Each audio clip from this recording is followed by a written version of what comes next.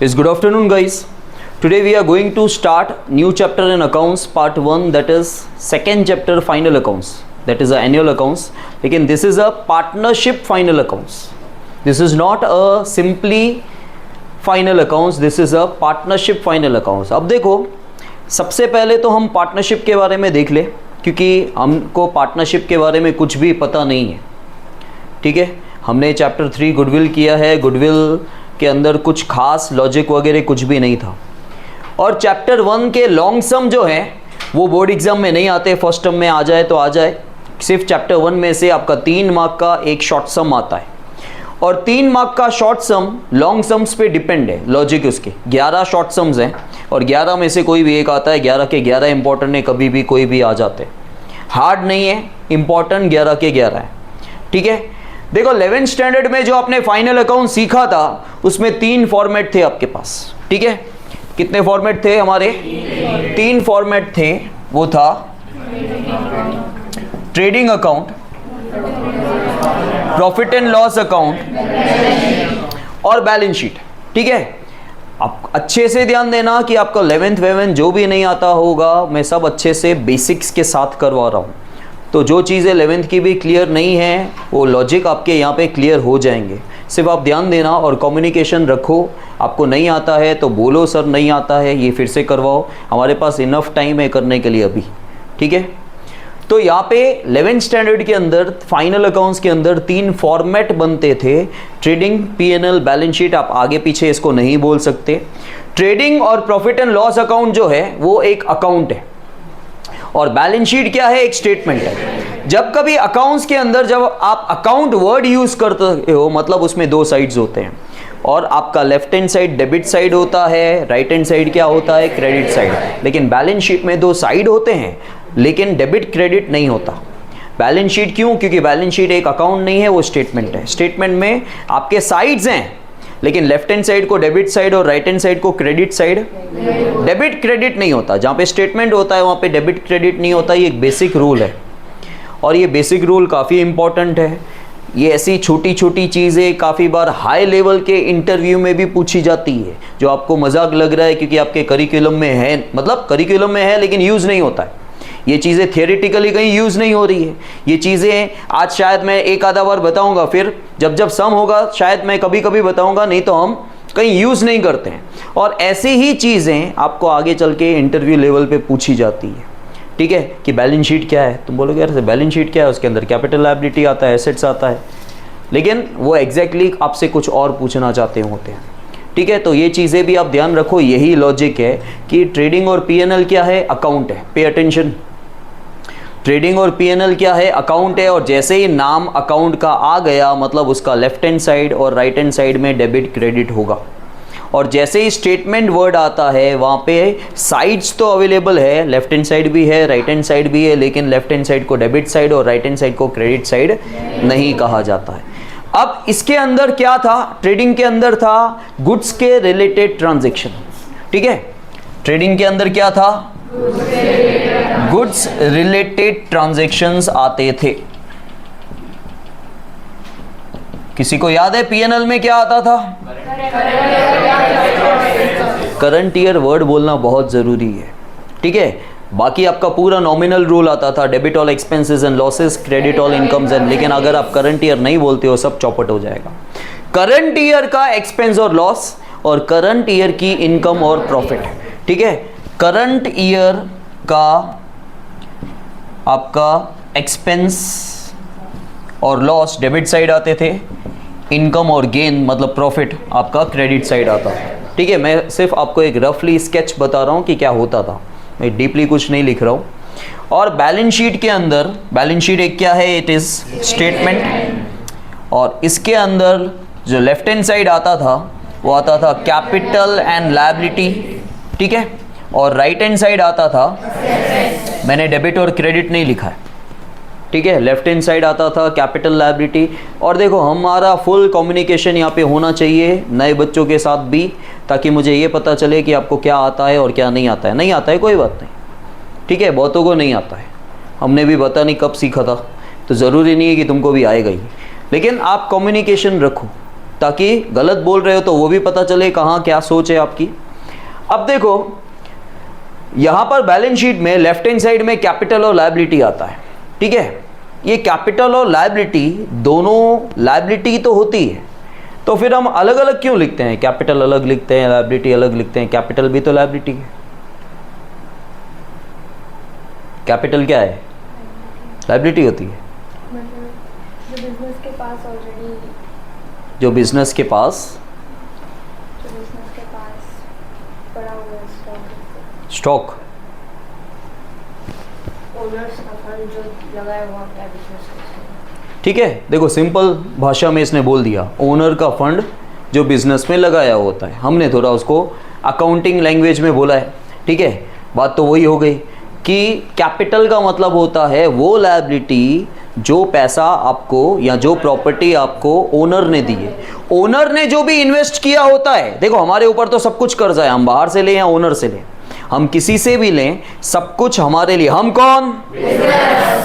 लेकिन यहाँ पे 12th में हम बिजनेस वर्ड निकाल के फर्म बोलते हैं, क्योंकि पार्टनरशिप की बात हो रही है ना। जो अकेला बिजनेस चलता था ना 11th स्टैंडर्ड के अंदर, एक अकेला मालिक होता था, तो वो बिजनेस को हम सिर्फ बिजनेस बोलते थे, सोल प्रोप्राइटरशिप। लेकिन यहाँ पे क्या है? Partnership firm. तो अब बिजनेस की जगह खाली आपको फर्म वर्ड यूज करना है। बात वही है, रूल वही है, बेसिक रूल अलग नहीं है। तो हम कौन है? हम फर्म है, ठीक है। बाकी सब लोग ओनर वोनर सब अलग होते हैं। यहाँ पे ओनर कौन है? ओनर को यहाँ पे पार्टनर्स कहा जाता है। देखो 11th स्टैंडर्ड में एक अकेला मालिक होता था जो बिजनेस चला रहा है, लेकिन यहाँ पे जो चलाने वाले ओनर्स हैं वो कौन है? They are called partners. और उनके बीच में एक एग्रीमेंट साइन होता है कि ये जो बिजनेस हम लोग चलाएंगे और जो भी प्रॉफिट या लॉस होगा एक पर्टिकुलर रेशियो में होगा। रेशियो वगैरह डिसाइडेड होता है। और पार्टनरशिप का एक रूल होता है कि अगर उनके बीच में कोई भी रेशियो डिसाइडेड नहीं है तो 1:1 होता है। प्रॉफिट आएगा तब भी वो इक्वली डिस्ट्रीब्यूट करेंगे, लॉस आएगा अगर कुछ नहीं लिखा हुआ है। फॉर एग्जाम्पल कि नीला और शीला दो पार्टनर्स हैं और उन्होंने उनका P&L रेशियो बोलते हैं हम लोग इसको। क्या बोलते हैं? क्योंकि पूरी बुक में पूरी पहली बुक में ये वर्ड यूज़ बार बार होगा, क्योंकि सातों सात चैप्टर आपके पार्टनरशिप के हैं। तो उनका P&L रेशियो मतलब प्रॉफिट और लॉस का रेशियो, प्रॉफिट होगा तब भी वो रेशियो है, लॉस होगा तब भी वही रेशियो है, 3:2 फॉर एग्जांपल। तो नीला और शीला को अगर बिजनेस के अंदर प्रॉफिट हुआ तो वो 3:2 में बांटेंगे, अगर लॉस हुआ तब भी वो 3:2 में बांटेंगे। तो इसे क्या कहा जाता है? P&L रेशियो, ठीक है। तो यहाँ पे पार्टनर्स क्या कर रहे हैं? पार्टनर्स एक एग्रीमेंट में मिंगल हो रहे हैं, ठीक है। एग्रीमेंट साइन कर रहे हैं कि हमारे बिजनेस में जो भी प्रॉफिट या लॉस होगा वो पर्टिकुलरली हम इस रेशियो में डिस्ट्रीब्यूट करेंगे, ठीक है। वो सब पार्टनरशिप डीड के अंदर आता है। वो फर्स्ट चैप्टर में ज़्यादातर बेसिक आ जाता है आपका, लेकिन इस चैप्टर में आप साथ में ही सीखोगे। अब देखो ये 3 फॉर्मेट आपको पता है कि 11th स्टैंडर्ड में बनते थे। बहुतों को धीरे धीरे समझ में आएगा, जिनको कुछ भी क्लियर नहीं है तो ये 3 फॉर्मेट आपके 11th स्टैंडर्ड में बनते थे, लेकिन यहाँ पे टोटल 5 फॉर्मेट बनते हैं। ट्रेडिंग, फिर P&L, वो तो बनेगा ही, लेकिन P&L के बाद बनता है P&L एप्रोप्रिएशन, ठीक है। This is the 3rd format. 1, 2 और लाइन से ही बनते हैं सारे, आगे पीछे नहीं कर सकते हो। Now what is P&L appropriation? P&L appropriation is a part of P&L, ये इसी का पार्ट है। तो फिर अलग क्यों किया जा रहा है? मतलब देखो अब उसी का पार्ट है तो जो रूल यहां अप्लाई होता था वही रूल यहां पे अप्लाई होगा ना। उसी का पार्ट है, मतलब उसमें से कुछ आइटम्स निकाल के इसमें डाल रहे हैं। क्वेश्चन मार्क क्या आएगा? सर कौन से आइटम्स?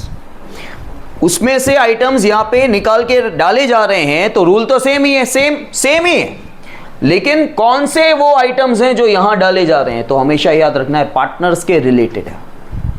पार्टनर्स के रिलेटेड अगर आपका कोई भी खर्चा और इनकम है वो यहाँ आएगा। देखो खर्चे, इनकम, प्रॉफिट लॉस वो यहाँ पे आ रहा है करंट ईयर का, यहाँ पे भी वही आएगा करंट ईयर का। इसी में से कुछ आइटम आ रहे हैं, लेकिन इसमें से कौन से आइटम जो पार्टनर के रिलेटेड हो, ठीक है। पार्टनर के रिलेटेड जो भी इनकम एक्सपेंडिचर्स हैं वो यहाँ पे आएंगे, बाकी सब रूल वैसा ही, ठीक है। अब पार्टनर के रिलेटेड का छोटा सा एग्जांपल दे देता हूं, इंटरेस्ट ऑन कैपिटल और interest on drawings. Interest on capital, आप इंटरेस्ट ऑन कैपिटल किसको देते हो? पार्टनर को, ओनर को, मतलब यहाँ पे पार्टनर हो गया, ठीक है। उसको partners, interest on partners capital कहा जाता है। देखो यहाँ पे एक अकेला बंदा तो है नहीं, एक से ज़्यादा बंदे हैं, जो पार्टनर्स हैं, हर पार्टनर कुछ ना कुछ कैपिटल लेके आया होगा। आज मैं इसका पैसा भी यूज कर रहा हूं, मैं आज इसका पैसा भी यूज कर रहा हूं, तो दोनों को मैं इंटरेस्ट भी तो दूंगा ना। तो इंटरेस्ट में दे रहा हूं, मेरे लिए करंट ईयर का खर्चा है, लेकिन ये इंटरेस्ट में किसको दे रहा हूं? पार्टनर को दे रहा हूं। पार्टनर के रिलेटेड खर्चा हो गया, इसलिए वो जाएगा P&L अप्रो में। उसी तरह पार्टनर बिजनेस से जब कोई पैसा लेके जाता है तो उसे ड्राइंग्स कहते हैं। तो दोनों पार्टनर सपोज कर लो ड्राइंग्स करके गए हैं, तो वो पैसा यूज करने का मुझे इंटरेस्ट देंगे। मैंने एक चीज, बेसिक चीज हमेशा याद रखो, अकाउंट्स के अंदर ऐसे होता है, ले ले नहीं होता है, दे दे नहीं होता है। एक हाथ ले तो एक हाथ दे। अगर ये पैसा लेके जा रहे हैं तो उसका ब्याज मुझे देंगे, ठीक है। मैं ये रूम यूज कर रहा हूं तो मुझे रेंट देना पड़ रहा है। मैं किसी की गाड़ी यूज करूंगा तो मुझे किराया, तो गाड़ी का यूसेज मुझे मिल रहा है सामने। ये हमेशा याद रखना, सिर्फ देना देना नहीं होगा, सिर्फ लेना लेना नहीं होगा।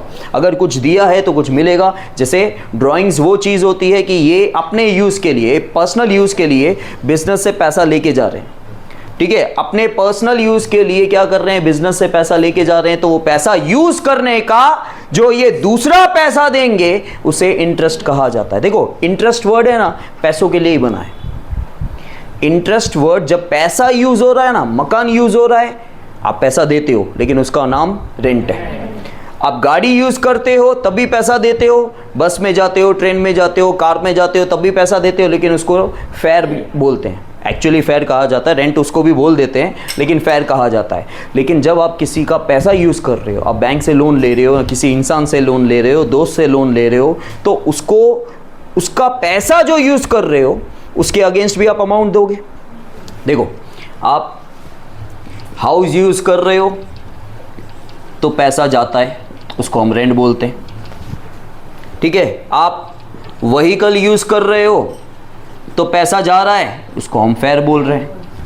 तो जब आप मनी यूज कर रहे हो तब भी एक पैसा जाता है। अब यहां पे कुछ बच्चों को समझ में नहीं आता, बोलोगे सर आप बोल रहे हो कि पैसा यूज कर रहे हो और बोल रहे हो पैसा जाता है।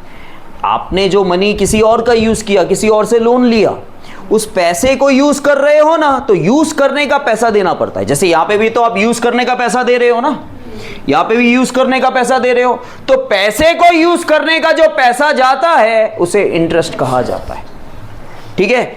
और इन द सेम इसका ऑपोजिट, आपका पैसा कोई और यूज कर रहा है, ठीक है, तो वो क्या करेगा? वो इंटरेस्ट आपको देगा। तो कैपिटल में क्या होता है? आप मालिक का पैसा यूज कर रहे हो तो आप इंटरेस्ट दोगे। और ड्राइंग्स में क्या होता है? मालिक आपका पैसा यूज कर रहा है तो आप इंटरेस्ट लोगे। तो इंटरेस्ट ऑन ड्राइंग्स आपकी इनकम है, और ये इनकम किससे मिल रही है? मालिक से, ठीक है, पार्टनर से मिल रही है। इसलिए कहाँ जाएगी? P&L। ये इसका बेसिक फंडा है P&L अप्रो का, बाकी कुछ अलग नहीं है। अच्छा, फिर इसके बाद बनता है पार्टनर्स कैपिटल। पार्टनर्स कैपिटल, और लास्ट में ही बनती है बैलेंस शीट। ये पांचवा है, ठीक है। अब पार्टनर्स कैपिटल का जब फॉर्मेट बनेगा तो ये आपको अच्छे से समझ में आएगा। सिर्फ इतना समझ लो, जो हमारे लिए खर्चा है वो पार्टनर के लिए क्या होगी? इनकम होगी ना। देखो हर वो खर्चा नहीं, जो पार्टनर के रिलेटेड खर्चा है। सिंपल सा फिर से एग्जांपल ले लेते हैं। इंटरेस्ट ऑन कैपिटल बिजनेस के लिए, फॉर्म के लिए क्या है? खर्चा है। सोच समझ के बोलना, खर्चा आपको पता चलना चाहिए खर्चा क्यों है। क्योंकि कैपिटल मतलब उनका पैसा मैं यूज़ कर रहा हूँ तो मुझे ब्याज देना पड़ेगा। तो इंटरेस्ट ऑन कैपिटल फर्म के लिए एक्सपेंस है। अच्छा, ये वो एक्सपेंस है जो मैं किसको दे रहा हूँ? तो पार्टनर के लिए क्या हुई? समझ में आया?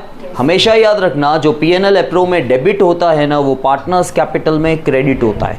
क्योंकि देखो पार्टनर्स कैपिटल इकलौता अकाउंट है जो पार्टनर के हिसाब से सोचा जाता है, ठीक है। बाकी सारे जो भी फॉर्मेट बन रहे हैं ना, ट्रेडिंग, P&L अप्रो और बैलेंस शीट, ये फॉर्म के हिसाब से बनाए जाते हैं, ठीक है। लेकिन पार्टनर्स कैपिटल पार्टनर के बारे में सोचा जाता है कि पार्टनर के लिए क्या है?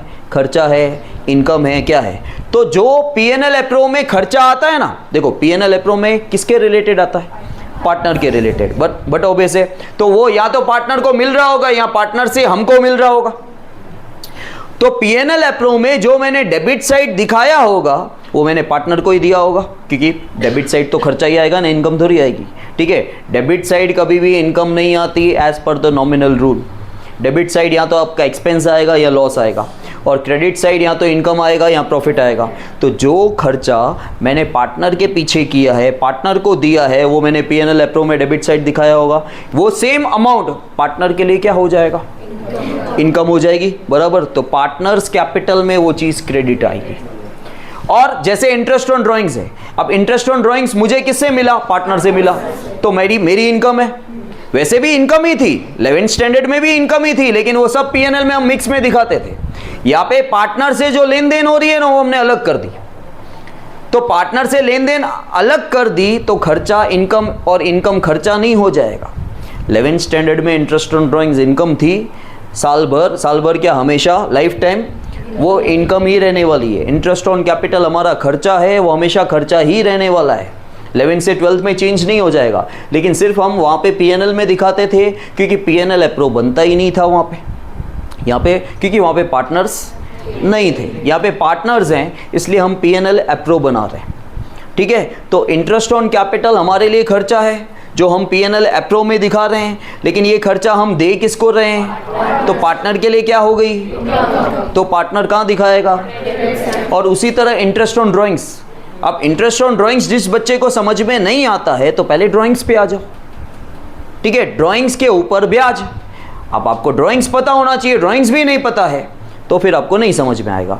ड्राइंग्स वो चीज़ होती है कि जो पार्टनर अपने पर्सनल यूज़ के लिए जब बिजनेस में से पैसा लेके जा रहा है, मतलब पार्टनर अपने लिए लेके जा रहा है, वो हमारा पैसा यूज़ कर रहा है। अब वो हमारा पैसा यूज़ कर रहा है तो वो हमको ब्याज देगा, क्योंकि वो पैसा हमारा यूज़ कर रहा है। जैसे आप बैंक से लोन लेते हो तो बैंक का पैसा यूज़ करते हो तो ब्याज देते हो ना बैंक को, सेम हर जगह यही रूल है।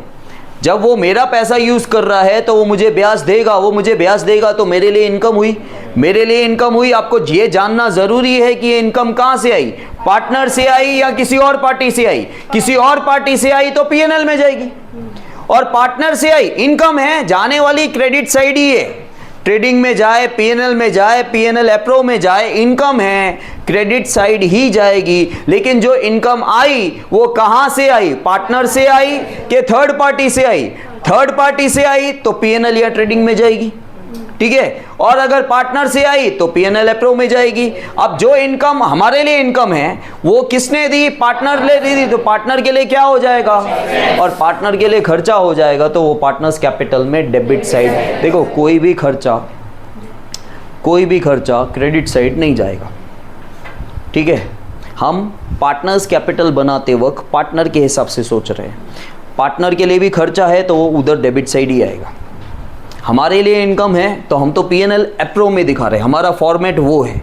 हमारा फॉर्मेट पार्टनर्स कैपिटल नहीं है, वो पार्टनर के हिसाब से बनाया जा रहा है। मैंने क्या बोला, एक अकेला जो पार्टनर कैपिटल है ना, वो पार्टनर को ध्यान में रखते हुए बनाओगे। उसके लिए क्या है, कोई भी खर्चा होना डेबिट ही है, कोई भी इनकम होनी क्रेडिट ही है। जब आप पार्टनर्स कैपिटल में रिकॉर्ड कर रहे हो, अपने आप को भूल जाना कि तुम्हारे लिए क्या है, तुम्हारे लिए तो उल्टा ही होगा। पार्टनर के लिए खर्चा है वो डेबिट साइड जाएगा पार्टनर्स कैपिटल में। अच्छा, वही चीज हमारे लिए इनकम है तो हमारा फॉर्मेट कौन सा है, P&L एप्रो, तो P&L एप्रो में क्रेडिट होगा। समझ में आया। Balance sheet as it is बनती है, थोड़ा बहुत फर्क है जो आपको सम करते वक्त मैं बता दूंगा। समझ में आया। मैं फॉर्मेट्स आपको बता देता हूं फिर से। मेनली मैं आपको अभी दो फॉर्मेट सिखा रहा हूं। पहले एक P&L एप्रो का, क्योंकि ट्रेडिंग का वही फॉर्मेट है, P&L का भी वही फॉर्मेट है। आपको जो नए फॉर्मेट है वो मैं आपको बता देता हूं।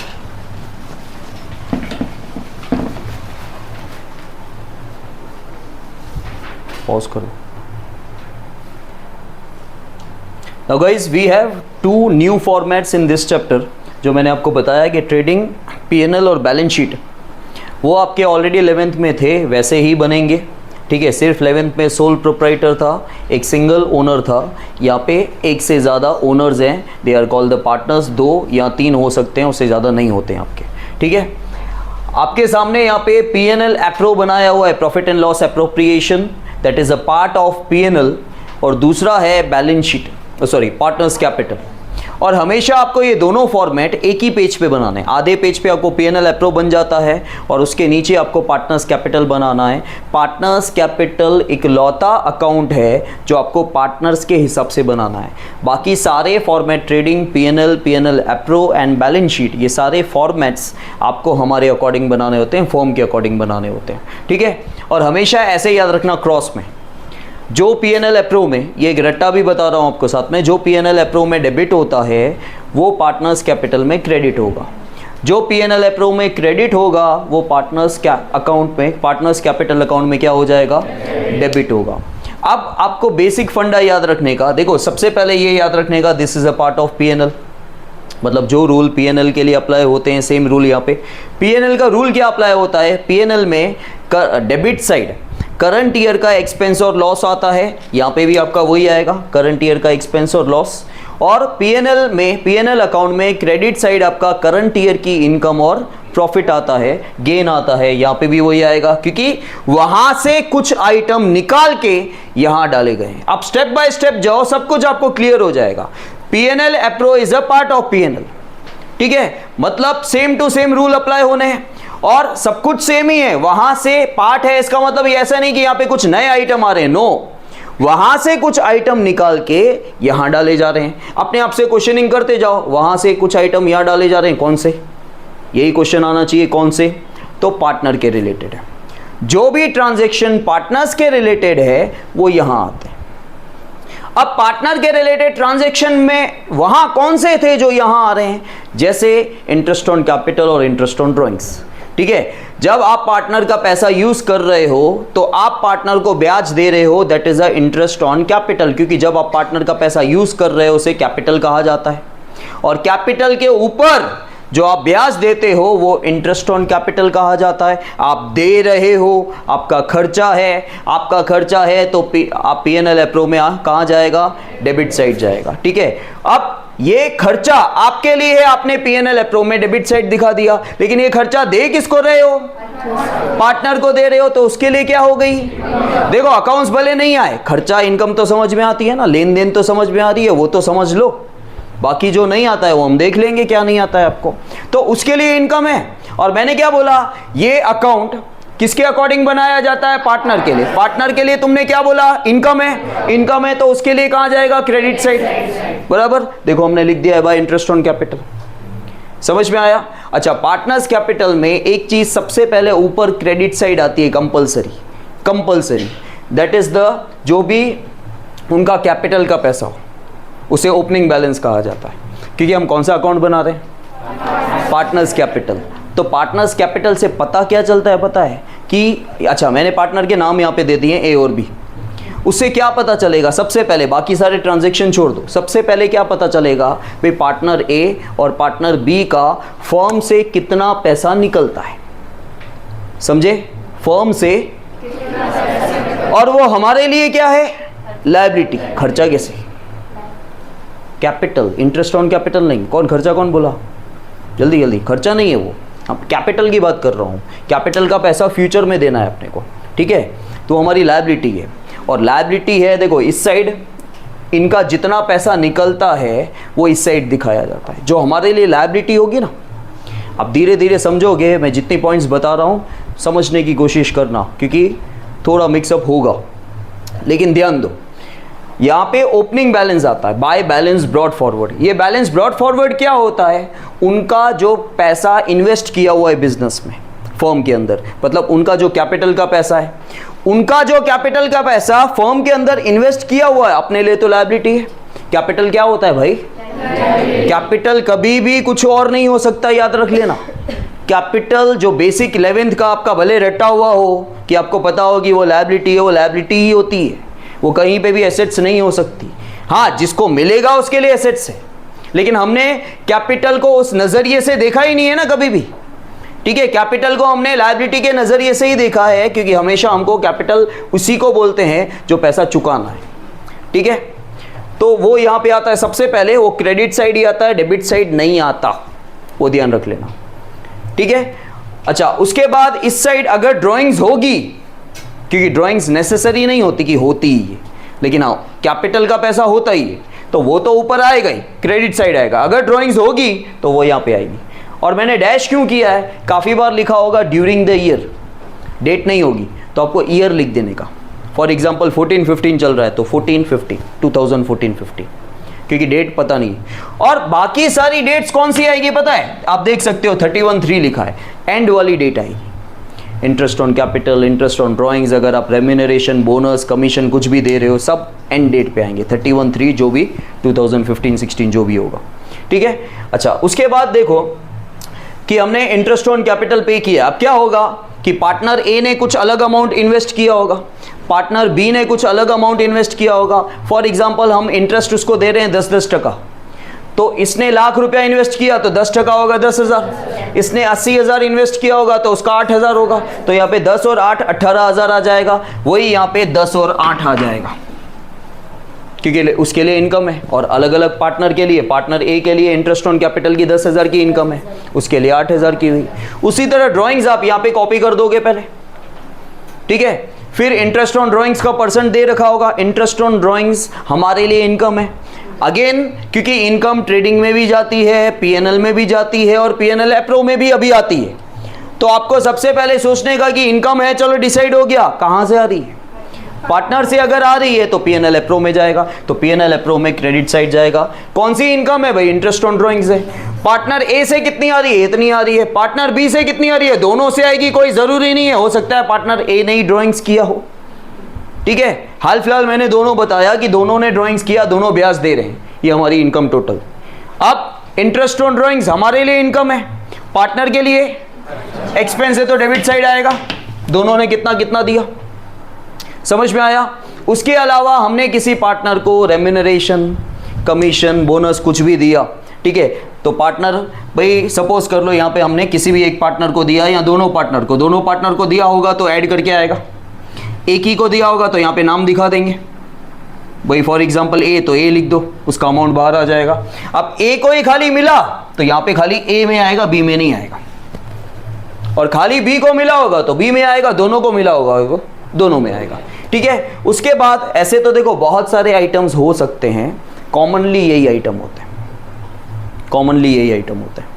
समझ में आया। ज़्यादा आइटम इनमें नहीं जाते, सब में भी कॉमनली यही आइटम होंगे। बाकी जब आपको पता चल जाए कि ये खर्चा या इनकम है, तो आपको हमेशा ये सोचने का कि ये पार्टनर से तो नहीं मिल रहा है, या पार्टनर को तो हम पे नहीं कर रहे, या पार्टनर के रिलेटेड तो नहीं है। अगर पार्टनर के रिलेटेड है तो यहाँ और यहाँ जाएगा, ठीक है। अब ये हमारी इनकम साइड हो गई। ऑलरेडी नेट प्रॉफिट आ चुका है, या नेट प्रॉफिट आया होगा या नेट लॉस आया होगा, दोनों नहीं आएंगे। तो नेट प्रॉफिट आया प्लस ये आपकी इनकम है, टोटल इनकम जो आई वो यहाँ पे लिख दो। वैसे हम क्या करते हैं, जैसे हमने लेजर बनाया, हर बार आपको वही चेक करना है, दोनों साइड का टोटल करना है।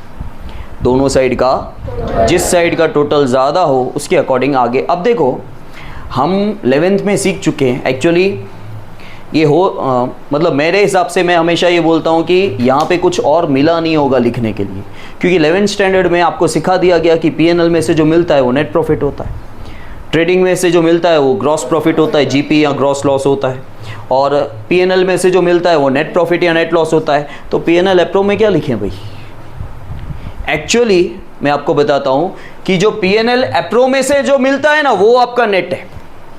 नेट का क्या मतलब होता है, काट साट के सब कुछ इन्वॉल्व हो जाना। तो पीएनएल के कुछ आइटम तो हमने यहां डाल दिए, तो पीएनएल के प्रॉफिट को नेट प्रॉफिट कैसे बोल रहे हैं। अब क्या है, क्योंकि नाम दे दिया गया है, नहीं तो फिर सब कुछ चेंज करना पड़ेगा, ठीक है। तो वो नाम दे दिया गया है, तो यहां पे इन्होंने नया नाम सोचा, डिविजिबल प्रॉफिट। एक्चुअली ये नेट प्रॉफिट है, लिखना नहीं है नेट प्रॉफिट, लेकिन मैं आपको समझा रहा हूं। नेट तो ये हुआ ना, क्योंकि यहां आके आपके खर्चे और इनकम खत्म हुए सारे के सारे। ये खर्चे इनकम हमारे करंट ईयर के ही हैं, जो पीएनएल का पार्ट था 12th स्टैंडर्ड में हमने अलग कर दिया है। तो एक्चुअली तो ये नेट हुआ ना, क्योंकि जब तक अगर मैं सारी फीस जब तक कैलकुलेट नहीं कर लेता हूं, मैं नेट इनकम कैसे कैलकुलेट करूंगा। अगर कुछ फीस बाकी है उसको मैं कैलकुलेट ही नहीं कर रहा हूं, ऐसे थोड़ी होगा। तो मेरी नेट कैसे पता चलेगी, नेट में सब कुछ इंक्लूड होता है। तो क्योंकि हमने 11th स्टैंडर्ड में पीएनएल में नेट डाल दिया, तो यहां पे अब क्या नाम डालूं, फिर से नेट डालूं या न्यू नेट डालूं, ऐसा कुछ सूट नहीं कर रहा होगा, तो ये नाम सूझा। ये नाम क्यों सूझा? क्योंकि प्रॉफिट डिवाइड हो रहा है। यहाँ पे प्रॉफिट पार्टनर्स के बीच में डिवाइड हो रहा है, तो ये आ जाएगा डिविजिबल प्रॉफिट। तो वो कैसे आएगा? ये आपकी इनकम साइड है। इनकम साइड में से खर्चा माइनस किया, फिर खर्चा माइनस किया, जो बचा वो आपका डिविजिबल प्रॉफिट आया। उस डिविजिबल प्रॉफिट को जो भी रेशियो होगा 1:1, 3:2 जो भी होगा उसमें हम डिस्ट्रीब्यूट कर देंगे। तो जो आपका प्रॉफिट आया, देखो यहाँ आप समझोगे अल्टीमेटली, जैसे पूरे 11th में हमने गाना गाया था कि हम कौन, बिजनेस, ठीक है, बिजनेस ही सब कुछ है हमारे लिए, ओनर कुछ है ही नहीं। यहाँ पे आपको पता चलेगा सब कुछ जा तो ओनर को ही रहा है। वो तो खाली अकाउंट सीखने के लिए हम कौन, हम बिजनेस, हम कौन, हम बिजनेस, और ओनर ऐसा लगता है कि भाई ओनर को हमारे पास नौकरी कर रहा है लगता है ऐसा ही है, लेकिन सब कुछ ओनर का ही है भाई, सब कुछ ओनर का ही है। अब ध्यान दो, आपको सब कुछ समझ में आएगा। ये देखो प्रॉफिट गया किसको? पार्टनर्स को गया, पार्टनर ही ओनर है, और वो चीज़ इनमें डिस्ट्रीब्यूट कर दी, वो यहाँ पे जाएगी क्योंकि उनकी इनकम है ना, प्रॉफिट उनकी इनकम है, यहाँ पे हमने डिस्ट्रीब्यूट कर दिया। अब ए का टोटल करेंगे, उस टोटल में से ये दोनों अमाउंट माइनस करेंगे, तो ये काट साट के बैलेंस कैरीड फॉरवर्ड का मतलब क्या होता है कि at the beginning of the year A का इतना पैसा निकलता था, लेकिन at the end of the year, साल खत्म होते और इनकम ऐड हो गई और खर्चे माइनस हुए, काट साट के साल के एंड में ए का इतना पैसा निकलता है। ए का इतना पैसा किससे निकलता है? फर्म से, ठीक है। कुछ वक्त लगेगा फर्म बोलने में, पूरा साल बिजनेस बोला है हमने, तो फर्म से। बिजनेस गलत नहीं है, लेकिन टेक्निकल लैंग्वेज में बिजनेस गलत हो जाता है, तो फर्म से। अब ए का हमसे पैसा निकल रहा है तो हमारे सिर पे, तो ये वो लायबिलिटी तो है, लेकिन ये पार्टनर ए की लायबिलिटी है जो हमें चुकानी है। उसी तरह ये क्या है? पार्टनर बी की लायबिलिटी है, ठीक है। साल के स्टार्टिंग में, in the beginning of the year, B का इतना पैसा निकलता था, ये उसकी इनकम है, ये उसके खर्चे हैं, ठीक है, सब ऐड करके माइनस करके at the end of the year B का हमसे इतना पैसा निकलता है, हमारे सिर पे बी को देने के लिए इतना कर्जा है, ए को देने के लिए कर्जा है बी को, तो ये क्या है? ये लायबिलिटीज ही तो है। और ये लायबिलिटी है, अभी अभी हमने क्या बोला? ये लायबिलिटी है, बराबर, क्योंकि हमको ए को इतना पैसा देना है, बी को इतना पैसा देना है। अब ये कहां जाएगी पता है? बैलेंस शीट में। अब क्या हो रहा है, आपको रिकॉल करवाता हूं। आप जो चीज 11th स्टैंडर्ड में बैलेंस शीट के अंदर करते थे, वो चीज हमने यहां कर दी। अच्छा मैं बताता हूं, रिकॉल करवाता हूं। बैलेंस शीट में हम सबसे पहले क्या लिखते थे? Opening capital.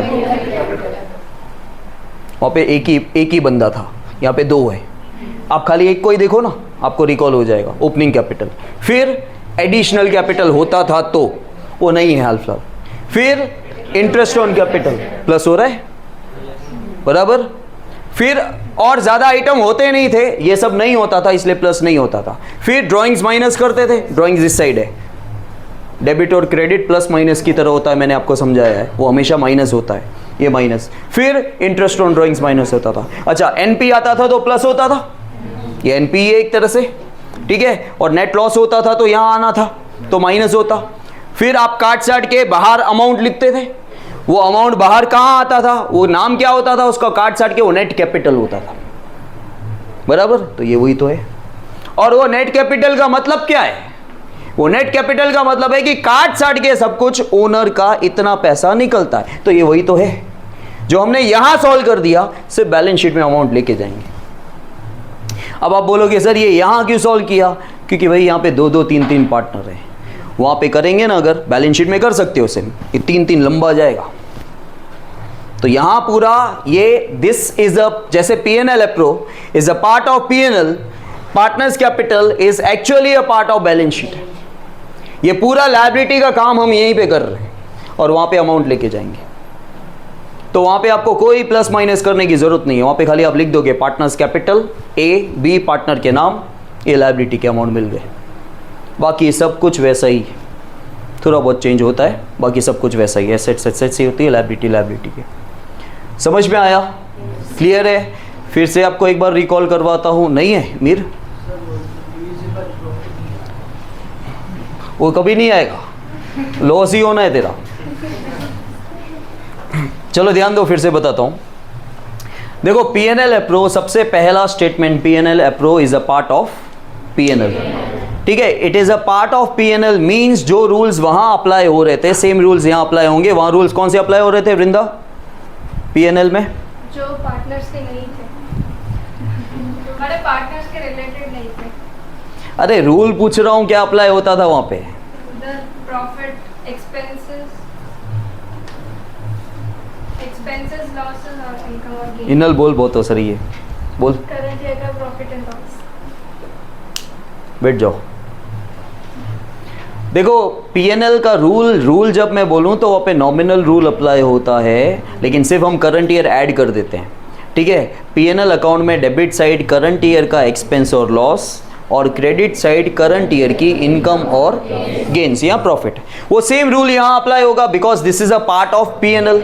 ठीक है, हम कुछ भी यहाँ पे एडिशनल नहीं कर रहे हैं, वहां से कुछ आइटम निकाल के हम यहाँ पे आइटम डाल रहे हैं, लेकिन वो आइटम कौन से? पार्टनर के रिलेटेड है। ठीक है, वो पार्टनर के रिलेटेड है। अगर पार्टनर से कोई भी चीज हमें मिल रही है तो हमारी इनकम है वो यहाँ आएगी, किसी और से कोई इनकम मिल रही है हमें तो पीएनएल में जाएगी, लेकिन पार्टनर से मिल रही है तो यहाँ आएगी। सिंपल लॉजिक याद रखो, क्योंकि बेसिक फंडा याद रखोगे ना तो अपने आप सम आ जाएगा किसी भी प्रकार का होगा तो। और अगर हम पार्टनर को कुछ भी दे रहे हैं तो वो हमारा क्या है? खर्चा है, एक्सपेंस है, तो वो कहाँ आएगा? पीएनएल अप्रूव में डेबिट साइड है। और जो पीएनएल अप्रूव में डेबिट साइड आता है क्योंकि वो हमारा खर्चा है, वो पार्टनर के लिए क्या हो जाएगी? इनकम हो जाएगी। तो पार्टनर्स कैपिटल में वो कहाँ चला जाएगा? Credit side. और जो चीज़ हमें पीएनएल अप्रूव में क्रेडिट साइड रिकॉर्ड करनी है, अब पीएनएल अप्रूव में क्रेडिट साइड, क्रेडिट वर्ड आ गया मतलब दिमाग में इनकम आना चाहिए, तो अपने लिए इनकम है, लेकिन वो इनकम कहाँ से मिली है? पार्टनर से मिली है। तो अपने लिए इनकम है, पार्टनर के लिए खर्चा है, तो पार्टनर्स कैपिटल में वो कहाँ चला जाएगा? समझ में आया?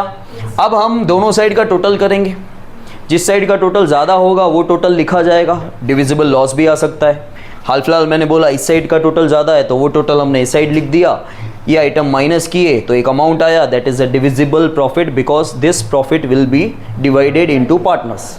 तो वो हमने ए और बी में डिवाइड कर दिया, तो ए और बी के लिए इनकम हो गई है। एक और इनकम है जो हम भूल जाते हैं, वो यहाँ दिखाएंगे। ठीक है, अब इस साइड का टोटल करेंगे, फिर इस साइड का। और आपको एक चीज़ बता दूँ, पार्टनर्स कैपिटल में इन्हीं साइड का टोटल ज़्यादा आएगा, ये फिक्स है। क्यों? क्योंकि मैंने क्या बताया आपको, पार्टनर्स कैपिटल में ओपनिंग बैलेंस हमेशा क्रेडिट साइड ही आता है। अगर आपका बैलेंस कैरिड फॉरवर्ड इस साइड नहीं आया तो आप नेक्स्ट फॉर्मेट जो अगले साल का बनाओगे उसमें opening balance capital credit side कैसे लिखोगे? ओपनिंग बैलेंस क्रेडिट साइड तब आता है जब ये डेबिट साइड आएगा, ये डेबिट साइड तब आएगा जब टोटल उसका ज़्यादा होगा। तो पार्टनर्स कैपिटल में हमेशा याद रखना उस साइड का टोटल ज़्यादा होगा, क्रेडिट साइड का। ठीक है, क्रेडिट साइड का टोटल ज़्यादा आया, यहाँ के आइटम्स माइनस किए तो आपको बच गया एक amount, that is the balance carried forward, मतलब क्लोजिंग कैपिटल। और ओपनिंग कैपिटल और क्लोजिंग कैपिटल का बहुत सिंपल फर्क होता है, दोनों के पीछे मैंने क्या बोला? कैपिटल। ठीक है, वेनिला आइसक्रीम हो या अमेरिकन नट्स हो, पीछे आइसक्रीम लग रहा है, आइसक्रीम है, ये कैपिटल है, पीछे दोनों में मैंने कैपिटल बोला। ओपनिंग इसलिए बोला क्योंकि साल की शुरुआत हो रही थी, in the beginning of the year सामने जो पार्टनर्स हैं उनका इतना पैसा निकल रहा है, that is a opening capital.